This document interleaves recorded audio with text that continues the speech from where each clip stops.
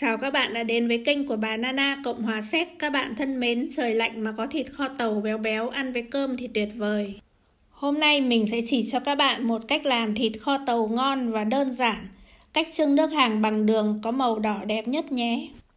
Để làm món này thì chỉ cần nguyên liệu là trứng và thịt ba chỉ, một ít nước mắm và một chút đường để làm nước hàng. Đầu tiên thì tranh thủ luộc trứng trước.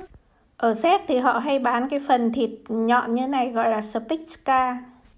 Miếng thịt bụng bình thường thì trông nó sẽ ngon như thế này, nhưng mà nó cứ bị rời ra như thế này thì mình chỉ làm được món khác chứ mình không làm được thịt kho tàu. Cho nên là mình chọn mua cái phần nhọn đấy thì là trông nó xấu xấu một tí nhưng mà nó không bị rời ra. Cái phần thịt nhọn thì nó vừa liền và nó lại mềm hơn. Làm thịt kho tàu thì chúng ta cần cái phần bì để cho nước nó sánh sánh, cho nên là mình bỏ cái phần không có bì đi để làm món khác. Và chúng ta lọc xương ra như thế này. Ngày xưa mình cứ tưởng món này là món của người Tàu các bạn ạ. Nhưng mà hóa ra là nó hoàn toàn là món của Việt Nam. Theo một số chuyên gia ngôn ngữ thì từ Tàu thì là gọi theo người miền Tây của Việt Nam. Tàu tức là nó vừa mặn vừa ngọt. Nhưng mà nếu mà nấu theo kiểu miền Nam thì cái gì mà chả vừa mặn vừa ngọt nhỉ? Còn một giả thiết nữa cho rằng món thịt này người vùng biển hay kho để khi đi biển mang lên tàu ăn trong nhiều ngày, cho nên là gọi là thịt kho tàu. Thái miếng dài và dày như này. Sau đó thì mình trần qua nước sôi để nó sạch và đỡ mùi hôi. Khi kho lên thì cũng không phải hớt bọt nhiều nữa. Trần xong thì mình sẽ đổ nước đi. Bây giờ thì mình sẽ chưng nước hàng. Có thể chưng với đường trắng cũng không sao, khi cháy lên thì màu nó cũng vậy, nhưng mà nhà mình thì có sẵn đường đỏ cho nên là mình dùng đường đỏ. Với 800g thịt thì mình sẽ dùng 2 thìa canh đường đỏ. Bây giờ mình đun cho nó chảy ra. Đun vừa lửa thôi và không cần phải đảo.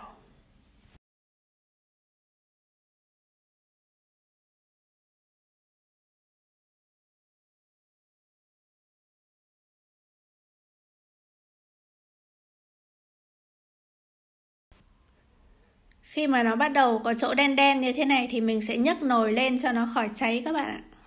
Lúc này nồi rất là nóng cho nên là nếu mà chúng ta cứ để nguyên ở trên bếp thì là đường nó sẽ bị cháy và nó đắng vào, nó sẽ bốc khói mù mịt. Cho nên là nếu mà muốn có màu đỏ đẹp thì chúng ta phải chú ý cái khâu nước hàng rất là quan trọng. Sau đó thì mình sẽ vắt một ít chanh vào như thế này.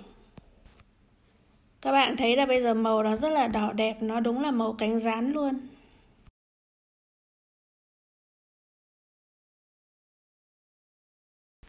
Thì bây giờ mình sẽ cho khoảng 300ml nước sôi vào. Xưa các cụ kho tàu ấy thì thường là kho màu đen đấy, bởi vì là nhiều khi thịt nó mỡ quá thì cho màu đen để trông nó nhìn cho nó đỡ mỡ ấy. Thế nhưng mà bây giờ thì mình cảm thấy mình thích cái màu đỏ đậm hơn. Cho vào đây 3 thìa canh nước mắm, tức là 800g thịt thì 3 thìa canh nước mắm. Các bạn thấy là mình không phải mất công ướp thịt, bởi vì là kiểu gì cũng đun âm ỉ cả tiếng như này thì thịt nó cũng quá ngấm rồi, cho nên là ướp cũng lại bằng thừa và lại mất công.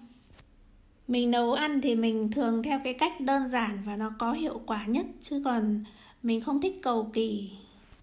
Mình thì kho hoàn toàn bằng nước mắm chứ mình không thêm một cái gì. Còn nếu mà các bạn thích cho thêm thì các bạn có thể giảm bớt cái lượng nước mắm và cho muối và cho bột nêm vào thì cũng được. Thịt kho tàu Hà Nội, miền Bắc thì nó chỉ có mùi này, chứ nhiều người cho hành tỏi mình thấy không đúng.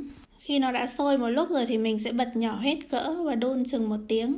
Bây giờ thì mình sẽ rán trứng. Cái quả trứng luộc ấy thì mình đã bóc vỏ và bây giờ mình rán. Khi luộc trứng thì chúng ta sẽ luộc kỹ một chút cho trứng nó chín hẳn, thì khi bóc ra quả trứng nó sẽ không bị sứt sẹo. Và đậy vung vào cho nó khỏi bắn, và thỉnh thoảng sẽ lăn như này để cho nó vàng đều.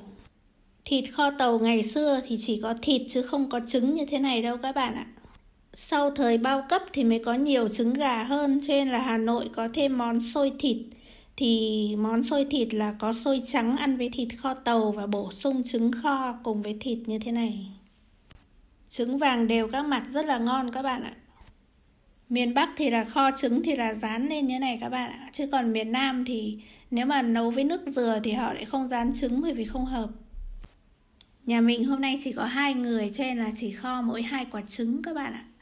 Còn kho nhiều mà để đến mai thì nó lại không ngon. Thịt có thể thừa ra không sao, nhưng mà trứng thì là phải ăn hết luôn.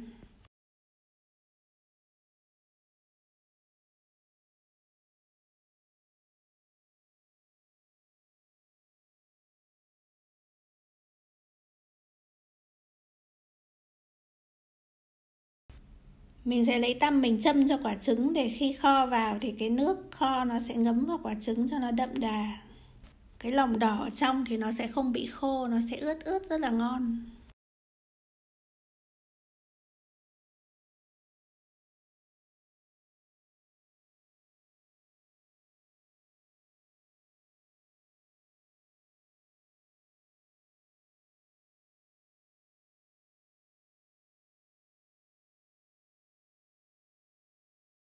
Khoảng 1 tiếng sau thì thịt sẽ dừ và bạn cho đũa vào và ngắt được cái miếng thịt nạc ra thế này thì là ok.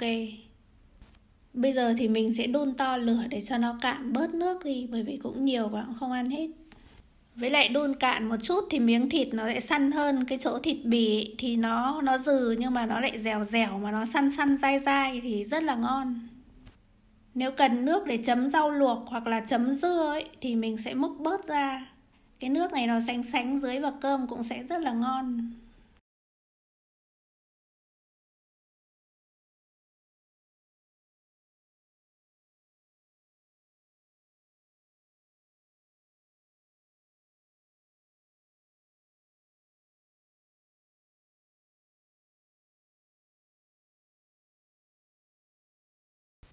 Quả trứng thì nó được rồi thì mình cũng không cần phải đun thêm, thì mình gắp ra để mình đảo thịt cho thoải mái mà không sợ bị vỡ trứng.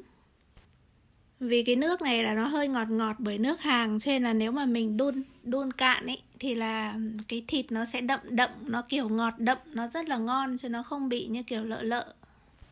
Có người thì vẫn để nguyên ngập nước lên, nhiều nước hơn như này và họ pha một chút bột đao vào thì mình thấy ăn nó cũng ngon. Thế nhưng mà mình cũng không cần nhiều nước chan đến như thế, cho nên là mình kho kiểu của mình là như này. Vậy là mình đã hoàn thành món thịt kho tàu cùng trứng. Các bạn thấy là màu thịt đỏ đậm vừa phải, thịt nhừ và bì thì rất là dẻo và bùi. Trứng kho thì nó có lớp vỏ xốp và ở phía trong thì nó rất ngấm. Chúng ta có thể ăn với xôi trắng hoặc là cơm. Muối một vại dưa cải bẹ hoặc là luộc một mớ rau gì đó, chấm với nước thịt kho tàu mặn mặn ngọt ngọt sánh sánh, rất là tuyệt vời các bạn ạ. Cơm thịt kho tàu ngon như thế này, ăn thủng nồi trôi dế luôn các bạn ạ. Chúc các bạn thành công với món thịt kho tàu này nhé. Khen chê gì các bạn cứ bình luận để cho mình được biết. Và đừng quên đăng ký kênh để được nhận thông báo khi mình có video mới nhé. Cảm ơn các bạn đã theo dõi và hẹn gặp lại các bạn ở các video tiếp theo. Chào các bạn.